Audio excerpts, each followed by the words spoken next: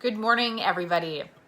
So if your child has ADHD, dysgraphia, dyslexia, a learning disability, you're going to want to listen into this today, because this is one of the primitive reflexes, so areas of the brain that will basically affect your child's ability to have a well-organized brain that functions well. And this reflex that I want to talk about today is very much connected to crawling. And if you've been following me for a while, you know that crawling is so important for brain development. And when kids, oftentimes, I don't want to say always, but oftentimes when kids skip crawling, when they move through it too quickly, when they're early walkers, or even when they're late walkers, this will seriously impact brain development. And in kids with ADHD and learning disabilities typically had issues with crawling, and it might even been just an atypical crawl where they kind of did a bum shuffle, or they were more dragging themselves or something like that. And I see it where I will have, a 5-year-old who has a perfectly developed brain, so to speak, and they do a beautiful crawl down my hallway in clinic.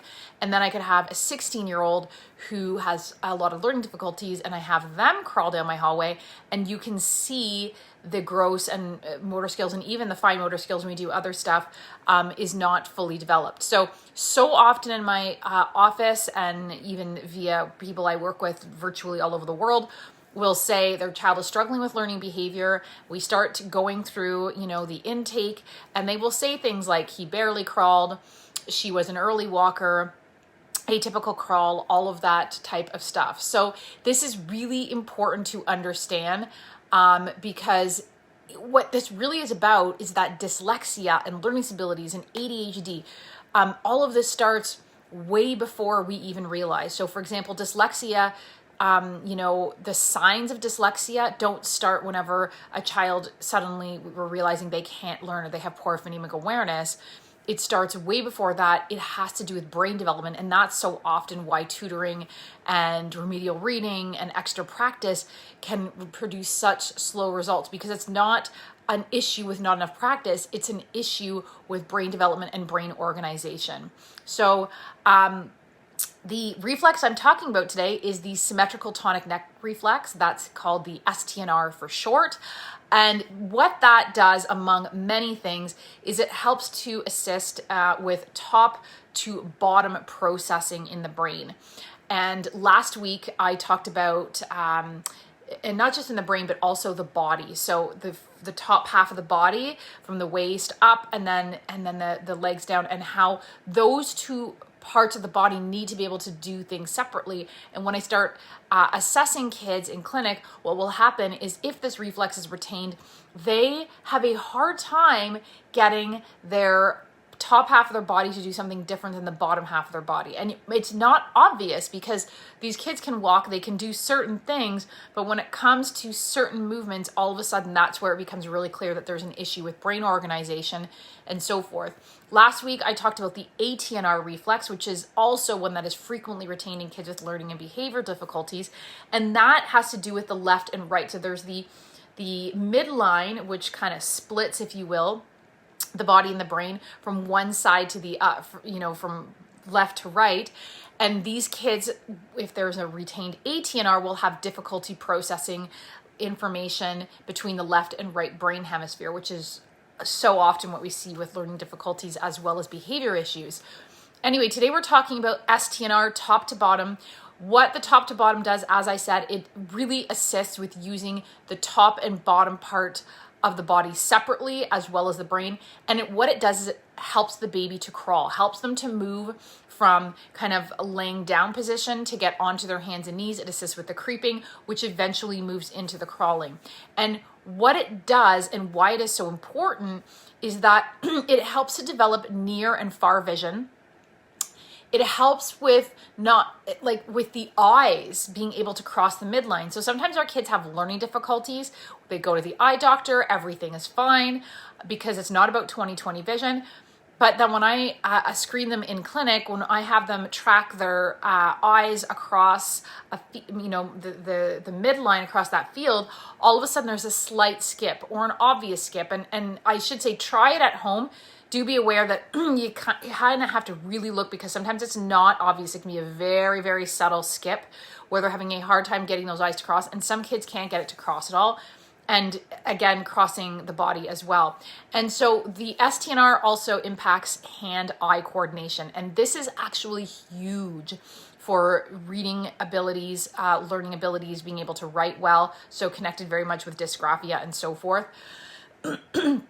So basically crawling equals brain development. And I'm not saying obviously it's the only thing that equals brain development, but it is a really, really important milestone.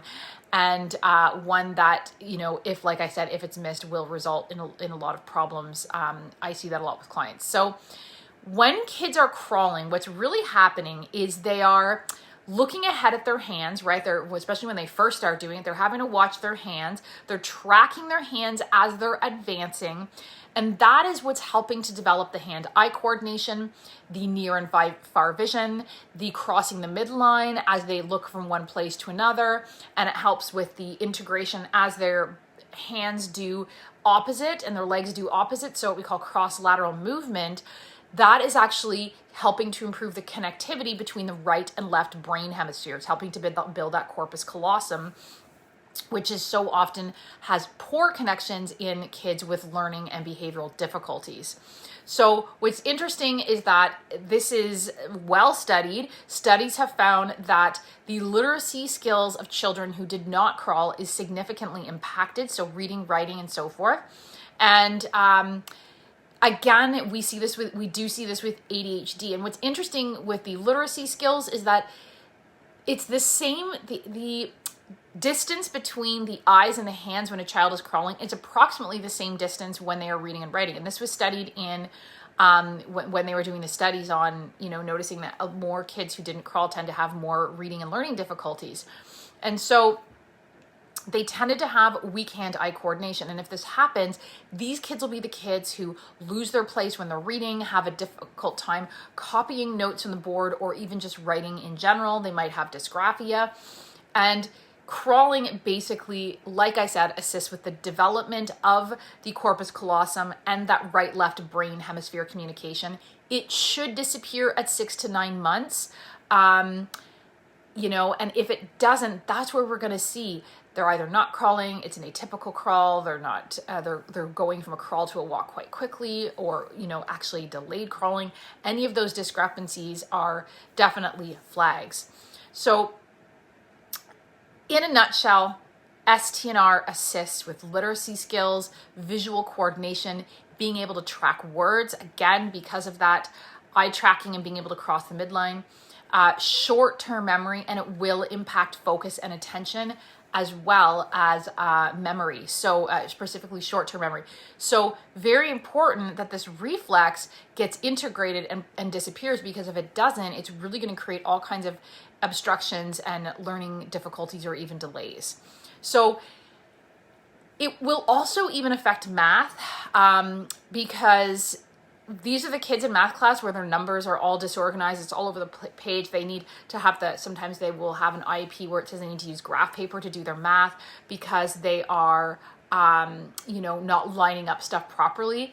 So it really depends on the severity of how retained a reflex is. A reflex can be a bit retained, or it can be severely retained. If it's severely retained, then obviously there's going to be more difficulties. And as I always mention, the more reflexes, infant reflexes that are retained in your child, the more difficulties that there will be with learning and behavior. So what this can look like is your child, or, you know, if you're in a classroom or you're at home, might be the kid who's laying down on their desk or kind of propping themselves up. They tend to have poor posture. They, you know, also they're the kid, and this was my daughter at one point, the teacher would say she just doesn't want to sit crisscross applesauce on the floor. Like not every kid does, but anyways, but for these kids, sitting crisscross applesauce is really uncomfortable. It just is too stimulating because that reflex is retained, and they'll be more fidgety.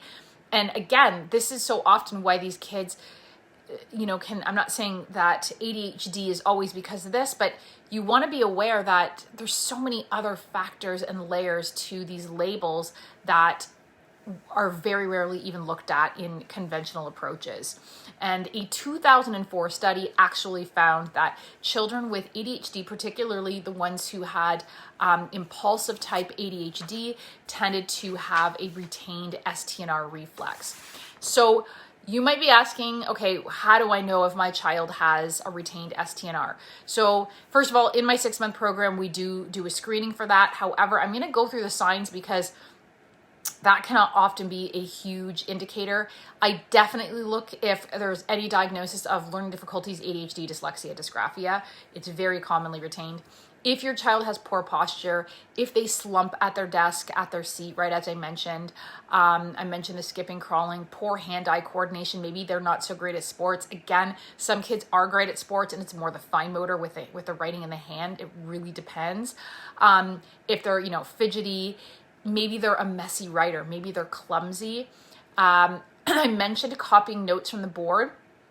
So that has to do with like turning their head and doing, turning their head to look and keeping the information in the brain and then writing it down the paper. That, if it's retained, if that's integrated, is really an easy task. If it's not, it's a really challenging task. I mentioned poor posture, but even like an ape-like walk, that's what they call it, can be a sign that this reflex is retained. Or kids like with the retained STNR will typically be sitting, prefer to sit in a W position on the floor as opposed to say crisscross or kind of on their knees. So their legs back of their legs kind of splay out a bit. And they might even have obvious or not diagnosed issues with visual tracking, binocular vision, all that type of stuff. They also more typically have low muscle tone. Muscle tone is really connected to learning difficulties. Typically speaking, the more delayed a child is, the more difficulties they have, the lower their muscle tone, very much connected to cognitive abilities. And we see that in the elderly as well. As they lose their muscle tone, they also lose their cognitive abilities. So really important to maintain at all ages. But if this reflex doesn't even get a chance to integrate, that good muscle tone that should be happening doesn't occur in the first place. So even you might even notice that these kids have a harder time learning how to swim, because again, swimming really requires being able to use the top half of the body separately from the bottom half of the body. And that's kind of what I do when I screen, is to see, can they use the top half of their body differently than the bottom half of their body? And this again goes along with the top to bottom processing as well in the brain. Also, they might wrap their feet around the back of the legs of their chair to kind of stabilize themselves, because there is these issues with just not being able to feel like they can sit properly when this reflex is present and so forth. So there are exercises to do to integrate this. I have it in my program. If you're interested, reach out to me. Unfortunately, it's not usually as simple as just integrating one reflex. I really wish it was. It goes in with vestibular function, making sure and determining if there's one side of the brain that's more overdeveloped and one side that's underdeveloped. There's a lot of layers, and what the idea is, we want to build the brain from the bottom up. Too often we are doing top-down approaches, not bottom up approaches. So top-down approaches are things like remedial reading, tutoring, IEPs, modifications, behavior modification plans, psychologists, counselors, the list. I won't say OT because it totally depends what type of OT, but if you're doing just sensory diet for kids with sensory processing disorder. So these are not bad things. But if that's all we are doing, we're never really working on improving the actual reason why our kids are struggling with learning, reading, behavior, and so forth. Let me know in the comments below in the replay or the live, did your child crawl? Did they have an irregular crawl? Did they, walk early? Did they walk late? Let me know what happened with that part of development, what you saw, and maybe even what's going on with your child. Do they have a hard time reading? Do they have a hard time writing, and so forth? So if you haven't grabbed my starter kit, the Laser Focus Learner, I'm going to put the link for that in the comments below. Do check that out. That has a ton of great information. just to kind of get you started, and some simple exercises that you can start at home that's good for everybody's brain. So thanks for watching, everybody, and let me know in the comments below what you are seeing with brain development, with crawling. What is the connection? What is your child's coordination issues like at this point now? Have a great day.